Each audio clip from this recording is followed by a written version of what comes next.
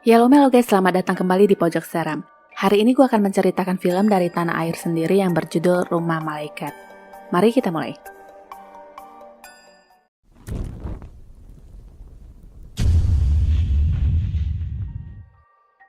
Sesi wawancara dan rekaman anak usia 9 tahun bernama Arjanggi tiba-tiba terganggu dengan sebuah teriakan.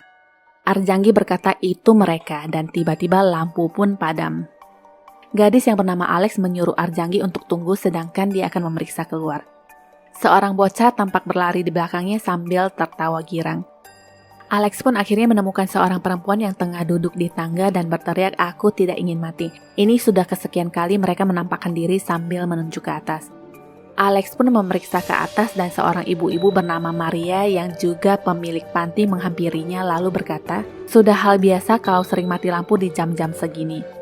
Singkat cerita, Alex pun pamit dengan ibu panti dan melambaikan tangan kepada anak-anak yang duduk di tangga, tapi anehnya, di depan Alex, Bi Arum, salah satu pengurus, terlihat membubarkan anak-anak untuk sesi wawancara yang sudah selesai. Ketika Alex melihat ke tangga, anak-anak yang duduk di tangga itu sudah tidak ada. Besoknya Alex berkunjung kembali ke panti asuhan dan bertemu dengan Bu Maria untuk meminta izin agar dia bisa melakukan sesi wawancara yang lebih lama kepada anak-anak. Bi Arum tiba-tiba masuk dan mengabarkan bahwa salah satu pegawai bernama Irma tidak lagi ingin bekerja di sana. Di saat dia ingin mengatakan alasannya, Bu Maria langsung memotongnya dengan berkata dia masih ada tamu dan bisa dibicarakan lagi nanti. Setelah mengetahui pekerjaan Irma yang hanya mengajarkan pelajaran umum, Alex pun langsung menawarkan diri sebagai guru pengganti dengan pertimbangan bisa bersama anak-anak lebih lama untuk mengumpulkan materi skripsinya. Ibu Maria setuju dan akan membiarkan Alex untuk tinggal sampai mereka menemukan pengganti baru. Setelah itu mereka pun berbincang sambil berjalan. Bu Maria bercerita bahwa dia mempunyai anak yang bernama Esther. Suatu hari Esther diculik dan 2 minggu kemudian jasad anaknya ditemukan mengenaskan di tepi sungai. Hanya buku yang dipegangnya itulah yang menjadi kenangan satu-satunya dari anaknya. Alex diajak melihat ruangan yang ada di panti itu dan mengenalkan anak-anak kepadanya. Dalam kesempatan itu juga Bu Maria mengabarkan bahwa dia akan pergi keluar kota selama 1 minggu mulai besok dan meminta anak-anak untuk menuruti Alex. Malamnya Bi Arum mengantarkan Alex ke kamarnya. Alex tampak menangisi seseorang di sebuah foto. Ada ketukan pintu di kamarnya tetapi setelah dibuka ternyata tidak ada siapa-siapa. Dia pun masuk dan lagi-lagi ada ketukan pintu. Alex keluar dan melihat beberapa anak kecil yang melambaikan tangan kepadanya lalu pergi sambil tertawa.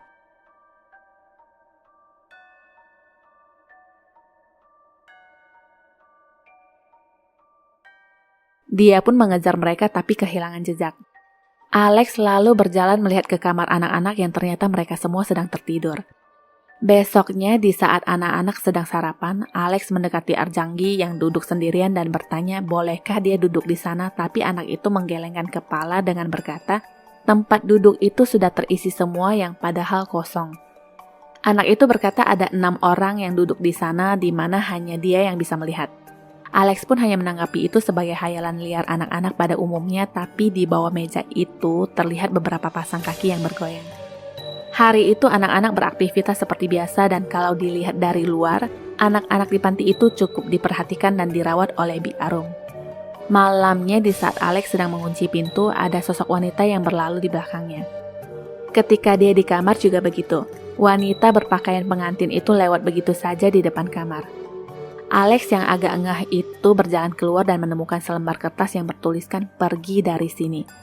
Tidak jauh dari sana, lagi-lagi sosok berpakaian pengantin lewat dan kepleset jatuh yang ternyata hanyalah boneka manekin. Besoknya Alex pun membahas tentang manekin itu di kelas yang diyakini itu pastilah perbuatan jahil anak-anak. Tidak ada yang mengaku, bahkan mereka berkata itu mungkin ulah hantu dan tertawa. Alex berkata jika tidak ada yang mengaku, mungkin dia akan melaporkannya kepada Bu Maria. Baru deh ekspresi anak-anak berubah. Di lain waktu, Alex melihat beberapa anak yang terkapar di lantai dengan kain putih yang menutupi mereka. Tiba-tiba mereka berdiri dan mendekati Alex, lalu adegan itu diganggu dengan kedatangan Bi Arum yang menanyakan sedang apa di sini. Anak-anak itu pun sudah hilang entah kemana. Seorang anak tadi muncul lagi di belakang Alex dan berlari naik ke atas tangga.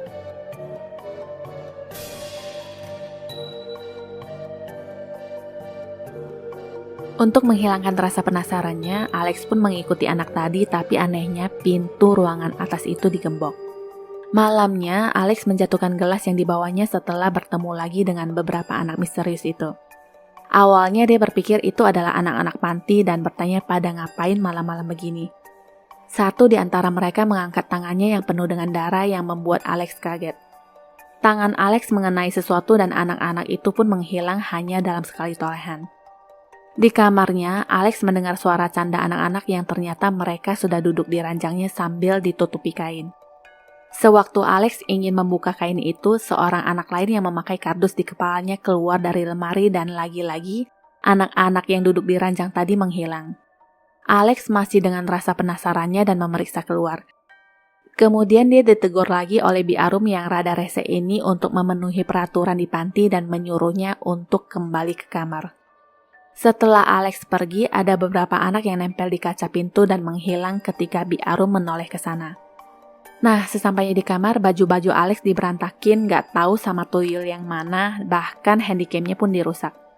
Seminggu berlalu, Bu Maria akhirnya pulang dan membawa serta seorang anak kecil bernama Laura yang akan bergabung di panti tersebut. Tapi anehnya anak ini merengek ingin pulang. Menurut Bu Maria, Laura ditinggalkan oleh orang tuanya di sebuah mall. Ada sebuah kata yang terucap dari Bu Maria di mana dia berkata tunggu sampai dia yakin bahwa anak-anak itu bersih, barulah dia akan menyerahkan ke orang tua asuh. Alex menceritakan apa yang terjadi dengannya semalam dan anak-anak itu langsung disidang sama Bu Maria. Tidak ada yang mengaku karena memang bukan mereka yang melakukan. Kalau soal manekin iya ulah anak-anak, tapi kalau ngacak-ngacakin kamar udah pasti bukan mereka. Karena itulah mereka dihukum untuk mengarang masa-masa indah selama di panti. Suatu ketika Alex masuk ke kamar mandi yang terdapat beberapa bathtub yang berisikan air yang dicampur sesuatu. Ada dua hantu anak kecil yang berdiri di belakangnya tanpa dia sadari. Setelah dari tempat itu, Alex menghampiri Aryo, anak dari Bi Arum yang juga bekerja sebagai tukang kebun di panti. Ada yang aneh di sini di mana Aryo berkata sudah 7 dan dia nggak mau lagi melakukannya. Sebenarnya Aryo ingin memberitahu sesuatu, tapi karena dia melihat Bu Maria yang sedang memperhatikan mereka dari jauh, dia pun mengurungkan niatnya. Di tempat lain, Arjangi terlihat sedang main dengan bonekanya sambil ngobrol. Dia menyebut beberapa nama anak yang merusak kamera Alex dan tanpa sadar kalau Alex ada di belakangnya. Alex pun join bersama mereka dan menanyakan siapa itu tadi nama-nama yang disebut Arjangi. Awalnya Arjangi menolak mengatakan siapa mereka. Tapi karena didesak, dia akhirnya cerita. Sebelumnya tutup pintu dulu. Bahaya, jarum jatuh pun bisa kedengaran. Arjangi bercerita anak-anak yang disebutnya tadi adalah penghuni panti dulunya. Masing-masing mempunyai ciri khas sesuai dengan apa yang mereka suka. Setelah itu Alex menghampiri Bi Arum di dapur dan bertanya padanya apakah percaya dengan hantu. Mulai lagi cari gara-gara. Udah tahu Bi Arum gak suka hahaha. Terus aja. Nah, beneran kan dijudesin? Kalau tidak mengganggu, jangan diganggu. Pantang menyerah, Alex bertanya tentang anak-anak yang bernama Magdalena, Elias, dan Ezra. Di luar dugaan, Bi Arum sedikit bercerita tentang anak-anak itu yang adalah anak panti 10 tahun yang lalu dan sudah diadopsi oleh keluarga kaya. Hanya segitu saja yang keluar dari mulut Bi Arum. Malamnya di kamar, Arjangi menghampiri Sarah dan meminta bonekanya kembali. Arjangi mengaku teman tak kasat matanya lah yang memberitahunya. Sarah tidak mengaku dan menutup seluruh badannya dengan selimut sedangkan Arjangi terus merengek kepadanya. Di saat Sarah membuka selimutnya, tiba-tiba sudah tidak ada siapa-siapa di sana. Selimut di ranjang depannya itu juga jatuh dengan sendirinya. Lebih anehnya lagi, di dalam selimut seperti ada seseorang. Sebuah tangan keluar dan merangkak semakin mendekatinya. Sarah pun ingin berlari keluar tapi dia terpleset jatuh. Sosok di dalam selimut itu mencengkram wajahnya dan ternyata itu hanyalah halusinasi. Kenyataan semua orang masih di kamar itu dan bagusnya Sarah menjadi takut dan segera mengembalikan boneka milik Arjangi. Suatu hari Alex terpeleset jatuh di kantin yang ternyata ulah Sarah. Anak-anak di sana mengangkat garpu masing-masing dan siap menikamnya. Ternyata itu hanyalah mimpi. Besoknya, Alex jalan berkeliling panti asuhan dan masuk ke sebuah tempat yang terlihat seperti gudang. Di sana terdapat beberapa manekin dan patung Bunda Maria. Dua patung yang ditutupi kain itu berlari tanpa Alex sadari. Ketika dia berkumpul dengan anak-anak, Alex berkata akan mengajari mereka lagu Natal karena sebentar lagi Natal akan tiba. Di luar dugaan, anak-anak bahkan tidak tahu apa itu Natal. Seketika Alex merasa heran karena di gudang tadi dia barusan menemukan patung Bunda Maria, salib, dan Alkitab. Hari itu berlalu dan Alex pun tidak ambil pusing dengan kejadian-kejadian aneh di panti asuhan tersebut. Dia fokus pada maksud kedatangannya di sana yang ingin mewawancarai anak-anak. Seorang anak ditanyai Alex tentang ruangan di atas tangga itu, tapi anak itu tetap memilih untuk menutup mulut dan pergi. Di kamar Bu Maria, dia tampak berbicara dengan dirinya sendiri di depan cermin. Adegan ini lebih pada peperangan batin di mana satu sisi, dia mulai sadar dan tidak yakin dengan apa yang diperbuatnya, tapi satu sisinya lagi selalu meyakini hal yang dilakukan selama ini sudah benar. Di hari berikutnya, ada sepasang suami istri yang ingin mengadopsi anak yang bernama Tita. Di kebun, Aryo terlihat menanam sesuatu sambil menangis dan berkata sudah 8. Aryo nggak mau lagi. Alex menghampirinya dan Aryo segera pergi melihat Bu Maria yang memperhatikannya dari jauh. Di tempat lain, Aryo mengeluarkan sebuah gambar yang sepertinya digambar oleh seorang anak kecil untuknya dan semakin merasa bersalah. Seorang anak dengan penampilan yang diperban sampai ke seluruh kepala itu menghampiri dan bertanya, "Nape lu?" Aryo menjawab nggak kenapa-napa, tapi terus menangis. 1 minggu kemudian, Alex bertemu Tita yang mengeluh sakit. Alex pun terheran-heran karena seharusnya Tita sudah dijemput dan diadopsi, kok masih nongol di sini.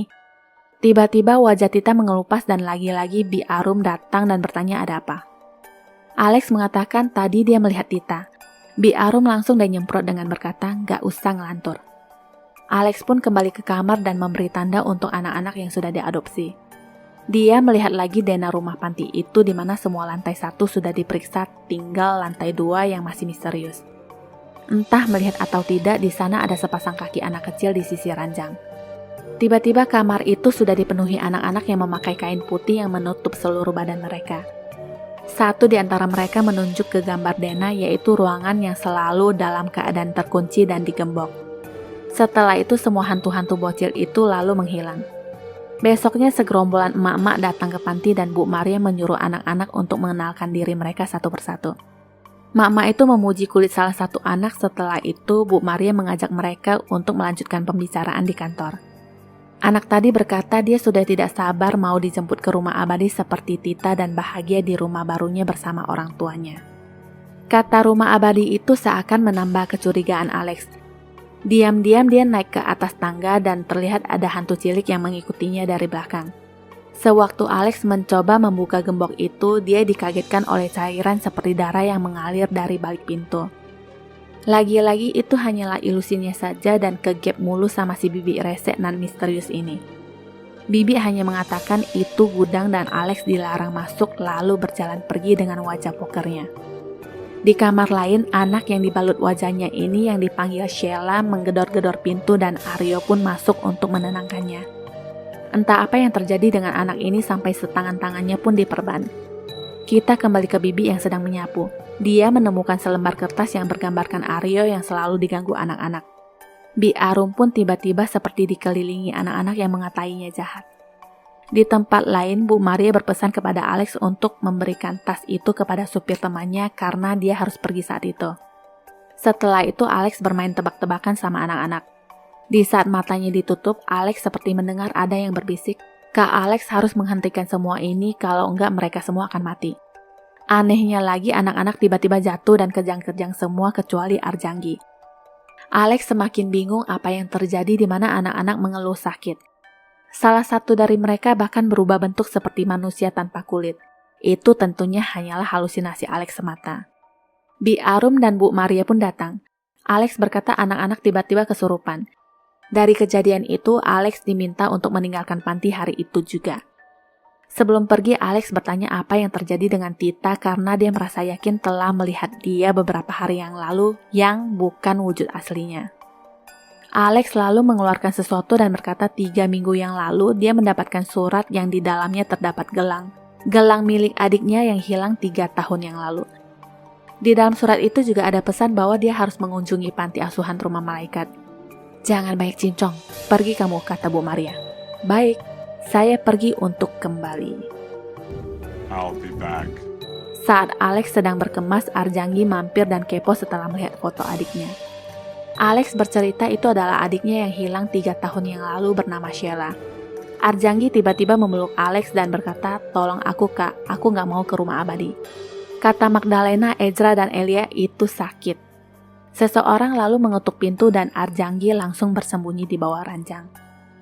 Alex membuka pintu dan tiba-tiba langsung dipukul sampai pingsan oleh orang tersebut. Di kamar, Bu Maria mulai lagi dengan sisi jahatnya yang selalu bilang, "Sekali lagi Maria, kamu pasti bisa." Di kamar lain, Aryo mengatakan kepada Bi Arum sudah semingguan ini anak yang bernama Sheila mogok makan karena ingin pulang. Bi Arum yang kesehariannya tanpa ekspresi bisa juga menangis dan berkata dia menganggap Sheila seperti anaknya sendiri dan selama ini dirawat untuk dijadikan teman anaknya Aryo. Tapi Aryo kekeh ingin memulangkan Sheila, lalu dia pun digampar oleh maknya. Kembali ke Alex, dia diikat longgar di sebuah kursi yang dengan gampang dilepas begitu saja.